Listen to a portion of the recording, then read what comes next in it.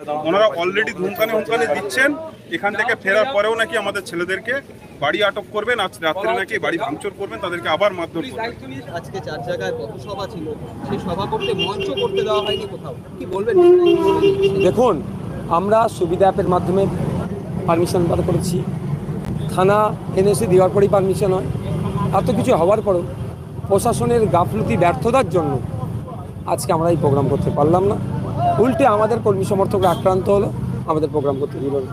আমরা থানায় এসেছি, থানার দায়িত্বশীল যারা আছেন, অ্যাডিশনাল এসপি আইপিএস র্যাঙ্কের অফিসারও আছেন, তাদেরকে জানিয়েছি, তারা নোট ডাউন করেছে, অভিযোগ দায়ের করছে, তারা আমাদের ইনশিওর করেছে যারা এই অশান্তি করছে, যারা এই সমাজ বিরোধী কাজ করেছে, গণতন্ত্রের উৎসবের বিরুদ্ধে যারা কাজ করছে, তাদের বিরুদ্ধে কঠোর ব্যবস্থা নেবে। আমরা পুলিশ প্রশাসনের উপরে ভরসা করছি, আমাদের অভিযোগ দায়ের করেছি। যদি তারা এলাকায় শান্তি ফিরিয়ে নিয়ে আসতে পারে, তাহলে জনগণকে নিয়ে শান্তি ফিরানোর ব্যবস্থা গণতান্ত্রিক প্রক্রিয়ায় করতে হবে আমাদেরকে। একেবারে এই নির্বাচন আসলেই দেখা যায় হারোয়া বিধানসভার এই শাসন এলাকা প্রত্যেকটা নির্বাচনে এরকম উত্তপ্ত হবে। কি এমন রয়েছে যে কারণে এই সমাজ বিরোধীগুলো এগুলো স্বর্গরাজ্য করে দিচ্ছে এই জায়গাটা থেকে। এই সমাজ বিরোধীর বিরুদ্ধেই তো আমাদের লড়াই। যারা বোমগুলি পিস্তল নিয়ে আজকে আমাদের কর্মীদের ভয় দেখাচ্ছে, গুলি করে মেরে দেবো বলছে, বোমাবাজি করছে, গুলি ছুটছে, তাদের বিরুদ্ধেই তো আমাদের লড়াই। প্রশাসন যদি ব্যবস্থা গ্রহণ না করে, আমরা আইনের দ্বারস্থ হব, কোর্টে যাব, এদের বিরুদ্ধে লড়াইটা করবো। ছিল বলেই আজকে ঘটনা ঘটলো। প্রশাসন যদি সক্রিয় থাকতো, এসডিপিও স্যার যিনি, তার সাথে কথা হচ্ছিল, একজন জিজ্ঞাসা করেছে আইসি স্যার আছে, তার সাথে এসডিপিও স্যার যে আচরণ করলো, এটা বোঝা যাচ্ছে এসডিপিও স্যার বায়াসড। আমি তো বললাম আপনি দালালের মতো আচরণ করছেন, আপনি দালালের মতো আচরণ করছেন। কিন্তু দুঃখের বিষয়, একটু লাজ লজ্জা দেখতে পেলাম না। মানে এখানে ওনার সিনিয়র অফিসার থাকার পরে উনি সেখানে ইন্টারফেয়ার করছে, মানে বোঝা যাচ্ছে যেখানকার যারা সমাজ বিরোধী আছে তার থেকে তাহলে তাদের কি কতটা যোগসাজক। তবে এই ধরনের দালালি করে এই যে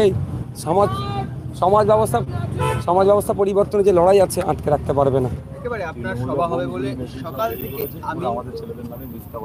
সকাল থেকে আমিনপুর বাজার, যে বাজার, সে বাজার একেবারে বন্ধ করার হুঁশিয়ারি দেওয়া হয়েছে, কার্যত বন্ধের চেহারা নিয়েছে আমিনপুর। এইটাকে কিভাবে দেখছেন? এই যে তার আগে বন্ধের এই যে দেখুন, ব্যাপারটা হচ্ছে এটাই তো। আচ্ছা, কোন রাজ্যে আমরা বসবাস করছি? গণতান্ত্রিক প্র্যাকটিস, আমরা ডেমোক্রেসির প্র্যাকটিস ঠিকঠাক এখানে হচ্ছে না। এটা ডেমোক্রেসির প্র্যাকটিস যদি হতো, তাহলে আর কার্যত বন্ধ করে রাখতো না। নওশাদ সিদ্দিকী আসবে, তৃণমূলের নেতা বক্তব্য দিতে আসবে, বিজেপি নেতা আসবে, সিপিএম নেতা আসবে, সবার রাইট আছে বক্তব্য দিবার। মানুষ যাকে চাইবে ভোট দিয়ে জিতবে, সে জিতবে। কিন্তু এই ধরনের করে রাখছে কেন? জানে নওশাদ সিদ্দিকী আসলে এদের ভোট ব্যাংক ধ্বংস হবে, এটাকে মানুষকে ভয় দেখিয়ে চমকে ধমকে যারা ভোট নিচ্ছে সেটা বন্ধ হয়ে যাবে। সেই জন্য কী করছে, আমার কাছে এখনই খবর আসলো জাস্ট যে মিথ্যাভাবে আমাদের কর্মীদেরকে ফাঁসাবার চেষ্টা চলছে। একেবারে আরেকটা কথা, সেটা হচ্ছে কি আপনার সাথে শুনতে পাচ্ছ না, এখানকার যিনি এসডিপিও রয়েছে তার সাথে উত্তপ্ত বাক্য বিনিময় হলো এবং দেখা গেল আপনি কোর্টে যাওয়ার হুঁশিয়ারি দিলেন। আপনি কি নির্বাচন কমিশন বা কোর্টের দ্বারস্থ হবেন? এই যে পরিস্থিতি বা যেভাবে নির্বাচন এখনো বাকি রয়েছে, সবে প্রচার শুরু, তাতেই এই অবস্থা। দেখুন, নির্বাচন কমিশন তার একটা অলরেডি সিএল আছে, অফিসার থেকে শুরু করে যাদের যেখানে আছে অভিযোগ দায়ের করা। তো দেখা যাক কোথায় কি যাওয়া যেতে পারে।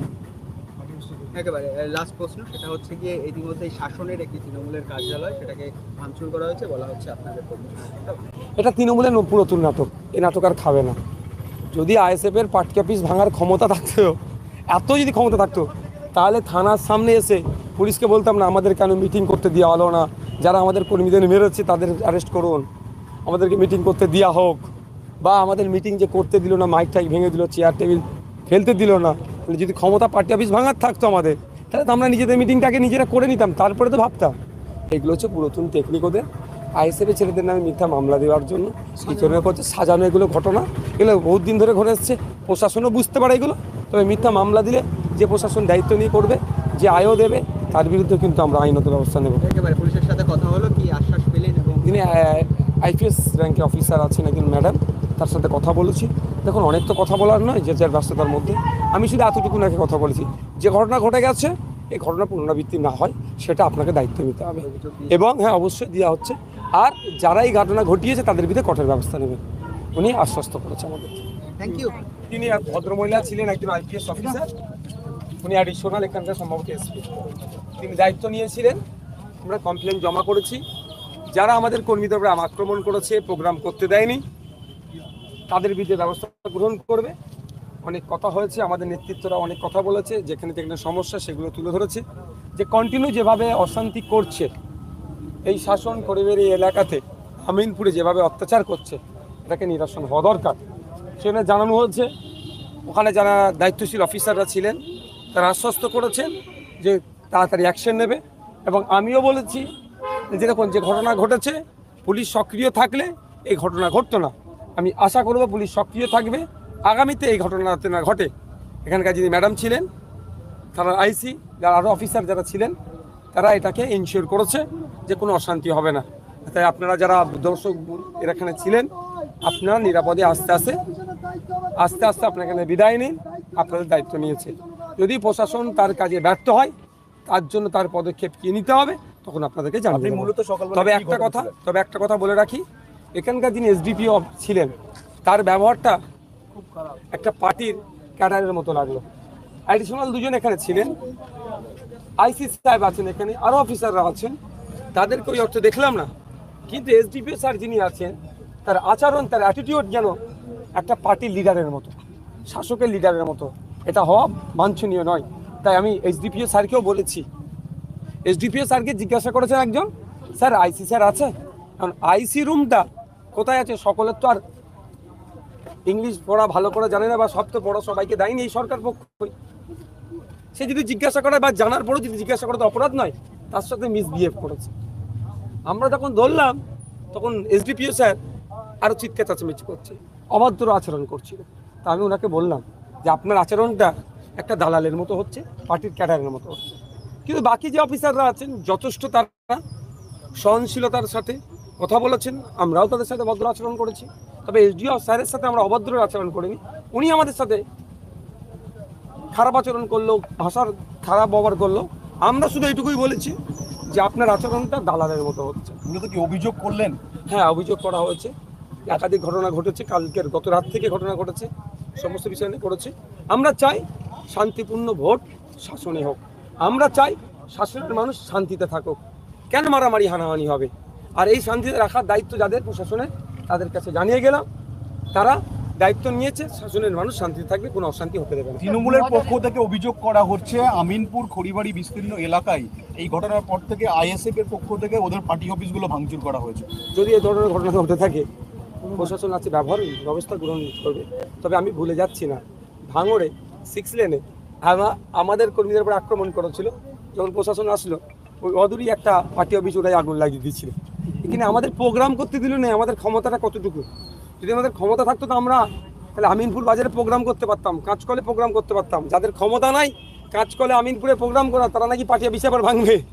এটা পুরাতন থিওরি তৃণমূলের, নিজেদের পার্টি অফিস ভাঙবে, নিজেদের মেয়ের কাপড় ছিঁড়বে, সেটা কোনো জায়গায় শ্লীলতাহানির কেস দেবে, কোনো জায়গায় পার্টি অফিস ভাঙার কেস দেবে। এটা পুরাতন থিওরি, এই পাবলিক আর খাবে না, প্রশাসন বুঝতে পেরে গেছে। 2021 সালে আপনাদের বিরাট প্রার্থী কুতুবুদ্দিন ফাতের উপরে যেভাবে আক্রমণ হয়েছিল এই শাসন, ঠিক শাসনকে শাসকের কিছু লোকজন এরকম আক্রমণ বলে হচ্ছে। আমরা চাই শান্তিপূর্ণ শাসন থাকুক।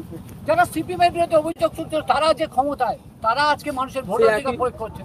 এই একই চলছে, শুধু ভোট লুট করা হচ্ছে, ওটা হতে দেওয়া যায় না। তাদেরকে ভয় পাচ্ছে, এইটাই বন্ধ করতে হবে। হ্যাঁ, আইএসএফকে ভয় পাচ্ছে, ওই জন্য আইএসএফের মিটিং করতে দিল না। কাঁচকলে ছিল, সেখানে অশান্তি করলো। আমিনপুর বাজারে ছিল, সেখানে অশান্তি করলো। যেখানে এদের ক্ষমতা আছে সেখানে অশান্তি করছে।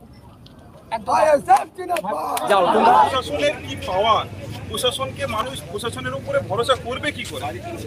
এই থানার থেকে 200 মিটারের মধ্যে ইন্ডিয়ান সেকুলার ফ্রন্ট একটা রাজনৈতিক দল একটা প্রোগ্রাম পারমিশন নেওয়ার পরেও প্রোগ্রামটা করতে পারলেন না মেহেদী হাসানের নেতৃত্বে।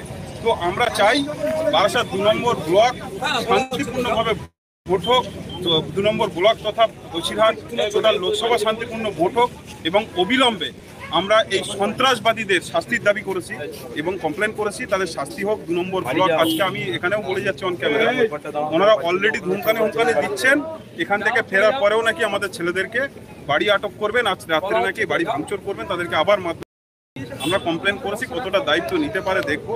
আমাদের এখনো আস্থা আছে পুলিশের ওপরে। যদি আজকের আবার এই ধরনের জিনিস আজকে রাতে ঘটে, গল্প কিছু রাস্তা বেশি। পাশাপাশি আজকে আপনারা নাকি ওদের পার্টি অফিস ভাঙচুর করেছেন আমিনপুর খড়িবাড়ি এলাকায়, ওরা অভিযোগ করছে। দেখুন, আজকে যদি আমরা পার্টি অফিস ভাঙচুর করতাম তাহলে তো প্রোগ্রামটা তো আমরা ওদের পার্টি অফিস ভাঙার আগে প্রোগ্রামটা তো ভালোভাবে সাকসেস করতে পারতাম। আমাদের ক্ষমতা হলো না প্রশাসনের ওপরে ভরসা করে একটা মিটিং করার, একটা আমাদের প্রোগ্রাম ছিল পারমিশন নিয়ে মিটিং করার, আমরা ওদের পার্টি অফিসটা কিভাবে ভাঙতে পারি? আর যদি ওদের পার্টি অফিস ভাঙার ক্ষমতা আমাদের থাকতো, যদি থাকতো, আমরা থানার দ্বারস্থ আমরা হতাম না, ওরা এসে হতো, বিক্ষোভটা ওরা দেখাতো, কমপ্লেনটা আমরা দিতে আসতাম না। ওরা নিজেরা বাঁচার জন্য, এই মেহেদির মতন গুন্ডা বাহিনী এরা বাঁচার জন্য এই ধরনের নাটক, এই ধরনের কথা বলে যাচ্ছেন।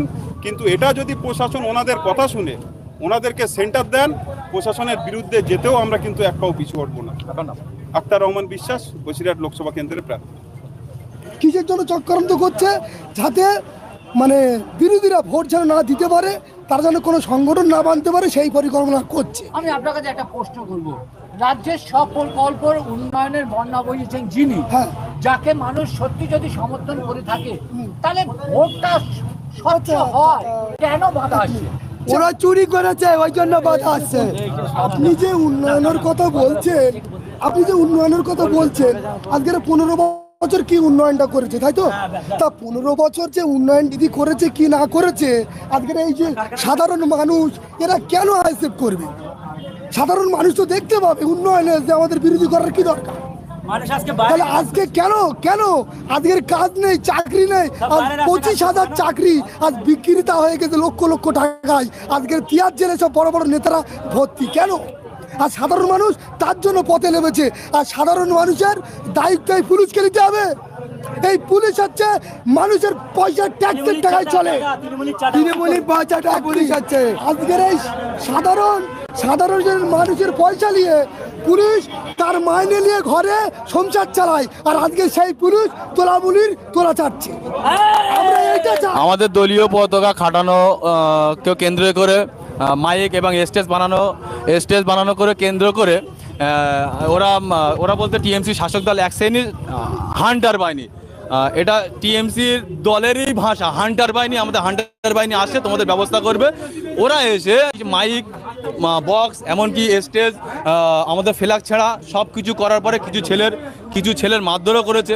আমরা পরে দেখলাম ওই দলের ভিতরেই প্রচুর বাইরের ছেলে নিয়ে এসছে। হান্টার বাহিনীকে আরও শক্তিশালী হান্টার বাহিনী করার জন্য অনেক বাইরের ছেলে নিয়ে এসছে। তো এরকম আমাদের বিভিন্ন সাইড থেকে যেসব লোকগুলো আসছিল, যেরকম শাসনের অন্তর থেকে, টিয়াটার দিক থেকে, বলঘাটার দিক থেকে যেসব লোকগুলো আসছিল, তাদেরকে বাধা দিয়েছে এবং তাদেরকে মারধর করে তাড়িয়ে দিয়েছে। এমনকি দেওঙ্গা, বেলেঘাটা ওই দিক থেকে লোক আসছে, তাদেরকে মারধর করে তাড়িয়ে দিয়েছে। দাঁতপুর, এইদিকে কীর্তিপুর, আপনার কীর্তিপুর এই দিক দিয়ে, বইরে এদিক দিয়ে লোক আসে, তাদেরকে একই রকম ভয়ভীতি দেখিয়ে মারধর করে তাড়িয়ে দিয়েছে। এখন ব্যাপারটা হচ্ছে এত লোকের মারধর করেছে, কত লোকের করেছে আমরা হিসাবে পাচ্ছি না। তো অনেকেই মার খাবার পরেও ভয়তে বলতে পারছে না যদি আবার মারে। তো এরকম আমরা হিসাব করে দেখছি 100-5 লোকের মারধর করেছে। এটা হচ্ছে টিএমসির হান্টার বাহিনী। তো তারপরে বলেন, এবারে আপনাদের কি মতামত, এটা কেন হলো বা কি কাদের দোষ? দেখেন, যখন এটা ঘটছে, এই এরকম অশান্তির প্রক্রিয়া চলছে, তখন পুলিশ ওখানে দাঁড়িয়ে দেখছে। শাসন থানার পুলিশের যে রোলটা, ওরা কি বলবো, মানে কাঠের পুতুলির মতো দাঁড়িয়ে আছে। আমরা গিয়ে বলছি স্যার মার খাচ্ছে, আপনারা আসুন। বলছে আমাদের কোনো অর্ডার নেই। অর্ডার কে দেবে সেটাও বলতে পারছে না। এমনকি যে পরে যে র্যাবগুলো আসলো, আরপিএফগুলো আসলো, ওদেরকে জিজ্ঞাসা করছে স্যার আপনারা যান, এরকম মারধর করছে। তো আরপিএফ বলছে কই, আমাদের কাছে কোনো খবর নেই। 4 মাথা আমাদের আমিনপুর, ওই মাথায় একদল পাঠিয়ে দিল আরপিএফের, এই মাথায় মার খাচ্ছে। এই মাথায় পাঠিয়ে দিল, তো ওই মাথায় মার খাওয়াচ্ছে। এরকম করে মার খাওয়াচ্ছে। এবং আমাদের পলতরাঙ্গা গ্রামে তো ঢুকে কারোর মনে হয় বাদ দেয়নি, ছেলে, বাচ্চা কাচ্চা, মহিলা সবাইকে অত্যাচার করেছে। এরকম অবস্থা। আগামীকাল রাত থেকে অন্তত 200 ফ্ল্যাগ কালেকশন করেছে আমাদের আইএসএফের ফ্ল্যাগ। রাত্রিরে কালেকশন করে ওদের পার্টি অফিসের সামনে এনে ধরিয়ে দিয়েছে, জ্বালিয়ে দিয়েছে। এটাই হচ্ছে টিএমসি দলের হান্টার বাহিনী এই ব্যবহার করছে। এখন বর্তমানে আমরা পরিস্থিতি নওশাদ ভাইকে জানালাম, আমাদের এমপি আখতারুল ভাইকে জানালাম। তো জানানোর পরে আমাদেরকে বাইরে দাঁড়াতে বললো। ভাইজানরা ভিতরে আছে, পুলিশ প্রশাসন নিয়ে কথা বলছে, কি করবে এবং পুলিশ প্রশাসনের উপরে নির্ভর করছে। এটাই হচ্ছে ব্যাপার। আজকে আমাদের শাসন অঞ্চলে আমাদের একটা জনসভা ছিল। নওশাদ সিদ্দিকী ভাইজান, তিনি আমাদের নয়নের মণি, ভাঙড়ের বিধায়ক, আইএসএফের চেয়ারম্যান, তানাকে নিয়ে আমাদের এখানে জনসভার আয়োজন করা হয়েছিল। সেই জনসভাটায় টিএমসির হারমাত বাহিনী এবং এখানে টিএমসি যে হারে বোমা, অগ্নিঅস্ত্র, বন্দুক, এমনকি হ্যান্ড কেমন পর্যন্ত এরা যেভাবে মজুত করে রেখেছে, আমাদেরকে যেভাবে ভয় দেখানো হচ্ছে, আমাদেরকে ছেলেকে মারধর করা হয়েছে, এই জিনিসগুলো আমরা যখন পুলিশ বাহিনীকে, আমাদের যারা প্রশাসন আছে তাদেরকে জানানো হয়েছে, সেই সমস্ত জিনিসগুলো উদ্ধার করার জন্য পুলিশের কাছে, প্রশাসনের কাছে আমরা সাহায্য চেয়েছি। প্রশাসন আমাদেরকে বলে দিল যে আমরা কোনো কিছু করতে পারবো না, আমাদের অর্ডার নেই। এই অর্ডারটা কি মমতা ব্যানার্জির কাছ থেকে আসতে হবে? এই অর্ডারটা কি নুরুল হাজি না বললে অর্ডার হবে না? আমরা কি এই ভারতবর্ষের মানুষ নই? আমরা কি এই ভারতবর্ষে আমাদের থাকার অধিকার নেই? কেন আমাদের উপরে এত অত্যাচার হচ্ছে? আমরা এইটে ইলেকশন কমিশনের কাছে আবেদন রাখছি যেন ইলেকশন কমিশনার এর ব্যবস্থা সঠিকভাবে করে এবং এখানে যে চুরিগুলো চলে মাটি থেকে নিয়ে, মাটি, বালি,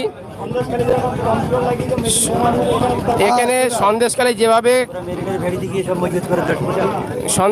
যেভাবে মেশিন দিয়ে চেক করে সমস্ত বোমা, বন্দুক, গুলি বারুদ উদ্ধার করা হয়েছিল, আমরা চাই এই শাসন এলাকায় সেইভাবেই রিমোট কন্ট্রোলে সেইভাবে এগুলো উদ্ধার করা হোক, আমাদের মা বোনদেরকে রাহাত দেওয়া হোক। আমরা যারা সুস্থ মস্তিষ্কের মানুষ, আমরা যারা এখানে বসবাস করি, তাদেরকে সেই বসবাস করার মতন সুযোগ করে দেওয়া হোক। এটা আমার ইলেকশন কমিশনের কাছে আবেদন।